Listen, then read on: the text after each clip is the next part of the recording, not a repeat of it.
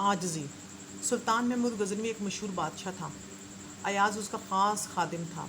अयाज़ की नेक तबीयत और अच्छी आदतों की वजह से सुल्तान महमूद गज़नवी अपने दूसरे दरबारियों की निस्बत उसे बहुत ज़्यादा अजीज़ रखता था। उसे मशवरा लिए बगैर कोई काम न करता था। बादशाह के इस सलूक को देखकर सारे दरबारी बहुत जलते थे कि ये मामूली ग़ुलाम बादशाह के इतना मुकर्रब क्यों है। यही वजह थी कि एक मर्तबा उन्होंने बादशाह से कहा, अयाज़ आपके हीरे जवाहरात को चुरा चुरा कर एक जगह छुपा रहा है और इस काम के लिए उसने एक कमरा मखसूस कर लिया है। इस कमरे के दरवाजे पर हमेशा ताला लगा रहता है और कोई भी शख्स उसमें नहीं जा सकता।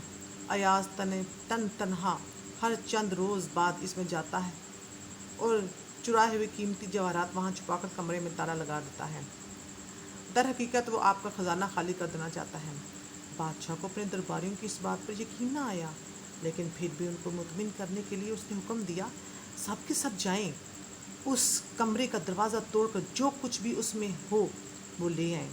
दरबारी जब उस कमरे में पहुँचे तो वहाँ उन्हें सिवाय एक चरवाहे के फटे पुराने लिबास और ऐसे जूते के जो झाड़ियों कांटे वाले पहनते हैं, झाड़ियाँ काटने वाले पहनते हैं, और कुछ ना मिला। फिर ज़मीन खोदने के लिए मज़दूर बुलवाए गए।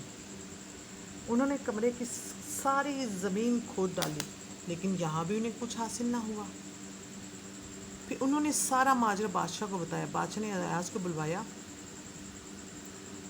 और उससे पूछा, क्यों भाई, तुमने ऐसा काम क्यों किया? एक कमरे को मखसूस करके उसमें ताला डाल कर रखने का क्या मकसद है? तुम्हारा ये तर्ज़ अमल दूसरों को अपने आप से बदगुमान करने के अलावा और कुछ मालूम नहीं होता। अयाज़ ने जवाब दिया, मैं आपको असल हकीकत बता देता हूँ। बात दरअसल ये है कि मैं पहले एक चरवाहा था।